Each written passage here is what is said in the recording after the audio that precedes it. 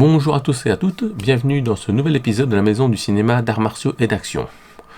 Aujourd'hui, on va rendre hommage à Chuck Norris en parlant de lui dans cet épisode. Car beaucoup le savent, nous venons d'apprendre son décès qui est arrivé le 20 mars 2026. Qui est Chuck Norris ? Chuck Norris, alias Carlos Ray, est né le 10 mars 1940 à Ryan dans l'Oklahoma, de parents de souche indienne et irlandaise. Il a aussi deux frères cadets, dont l'un est producteur, Aaron, et son autre frère, Wayland, lui, est mort durant la guerre du Vietnam en 1970. Chuck lui dédiera le film Portée disparue en 1984. Alors qu'il n'a que 12 ans, ses parents divorcent, il déménage avec sa mère et ses frères en Californie.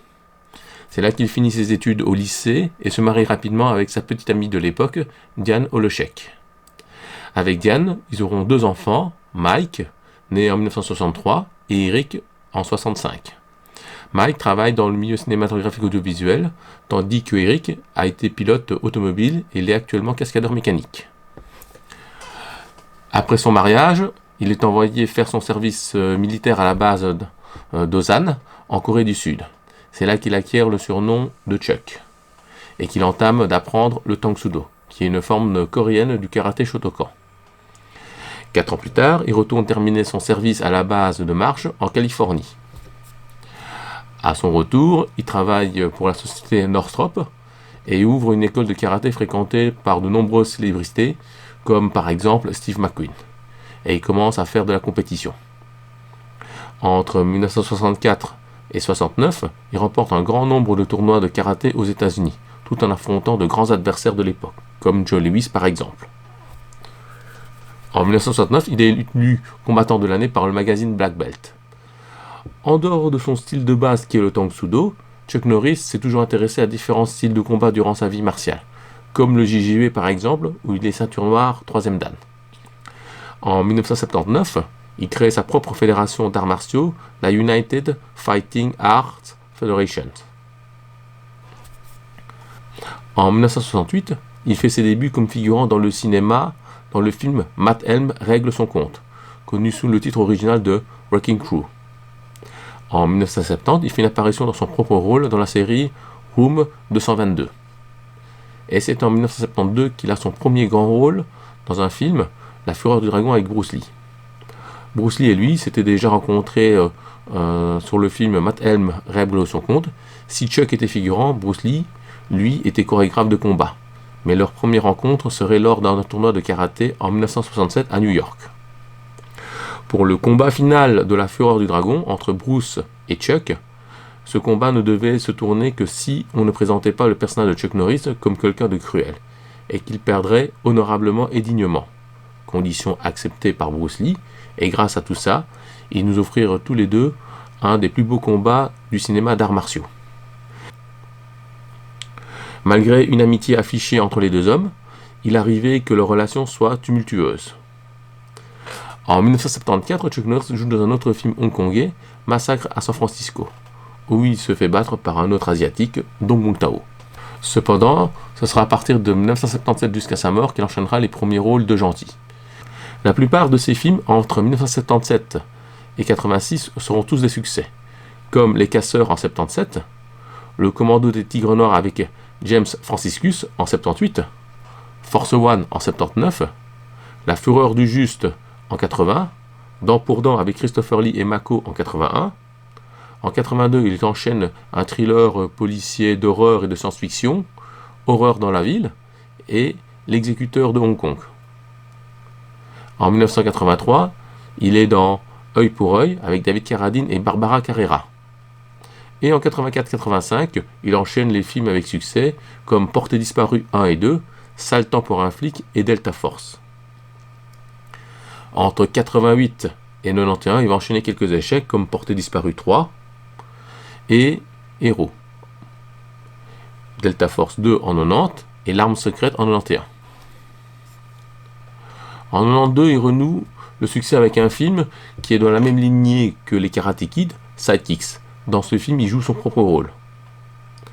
En 1993, il est le premier rôle d'une série TV à succès pendant 8 ans, Walker Texas Rangers.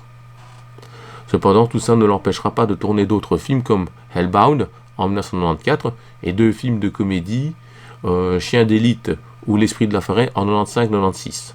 Et ainsi 2 téléfilms d'action, L'homme du président en 2000-2002. Entre-temps, en 2001, Chuck Norris s'est remarié avec Jenna O'Kelly, avec lequel il aura encore 2 autres enfants. Après, jusqu'en 2011, on voit Chuck Norris moins à l'écran, même s'il fait quelques caméos, comme dans Dodgeball ou dans la série Oui mon chéri en 2003, et ainsi dans différentes pubs. Cependant, il continue quand même de tourner quelques films ou téléfilms, comme Le sang du diamant ou Walker Texas Rangers, La machination en 2005. En 2012, il fait une apparition très remarquée dans Expendables 2. En 2013, malheureusement, il doit mettre sa carrière en pause à cause de la maladie de sa femme. En 2024, malgré la maladie de sa femme, sort son dernier film de son vivant, Agent Recon, où il partage l'affiche avec Mark Singer, l'ancien acteur principal de la série V. Et en 2006, un dernier film doit sortir à titre posthume, Zombie Plane. En dehors de sa carrière d'acteur, Chuck Norris est politiquement républicain, et il s'est déjà affiché avec le ministre israélien Netanyahou. Cependant, tout ça ne l'empêche pas d'être connu aussi pour ses œuvres caritatives, comme en 1990 où il a lancé le programme Kick Drugs Out of America, qui a pour but d'aider les jeunes à résister à la pression des pères concernant la drogue, les gangs et la violence, en utilisant les arts martiaux pour développer leur estime de soi et leur discipline. J'espère avoir fait un portrait complet de Chuck Norris. C'était l'occasion de découvrir ou redécouvrir cet grand acteur du cinéma d'action. Cet épisode d'aujourd'hui était une occasion pour lui rendre hommage, tout comme, sans le vouloir, on lui a rendu hommage en tournant un court-métrage qui met en scène son arrivée dans la forêt du dragon dans le cadre du festival de la Cascade. Si vous avez d'autres questions à me poser sur Chuck Norris, je reste à votre disposition pour y répondre, que ce soit sur Facebook, YouTube ou Dailymotion. Sur ce, on se voit au prochain épisode.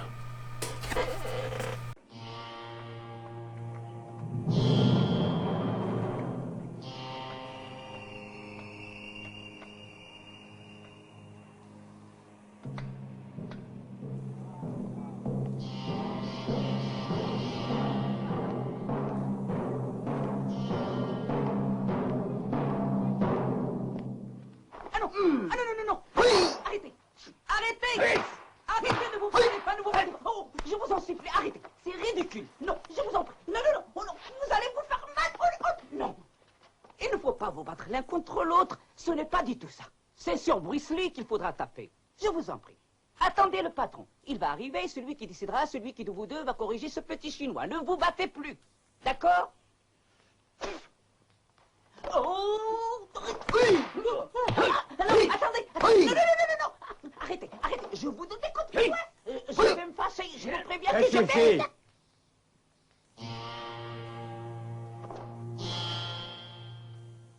Où sensei? Bob Wall est mon élève.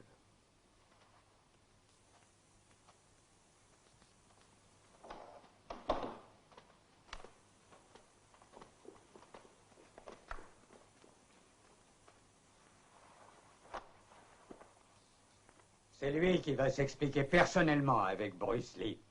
Oui, patron. Qui est-ce qui peut se vanter de posséder le karaté mieux que les Japonais?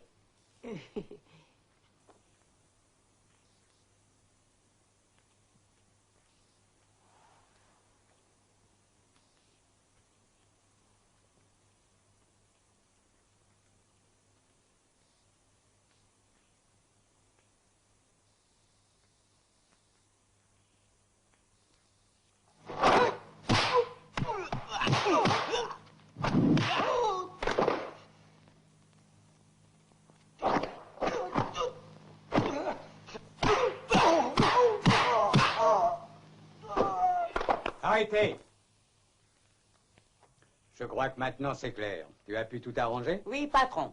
Pour commencer, je leur ai demandé de me retrouver demain à la première heure au restaurant Le Temple de Bouddha.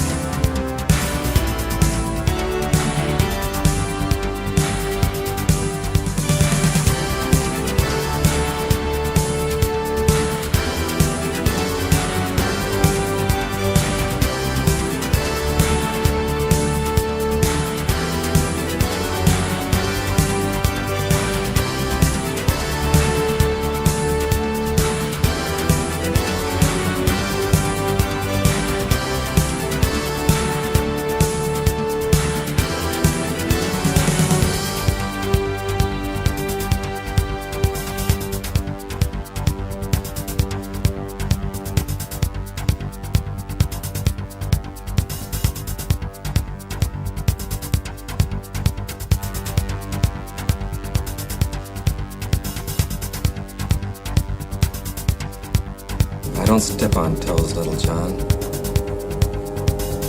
I step on necks. If you come back in here, I'm gonna hit you with so many rights, you're gonna beg for a lap.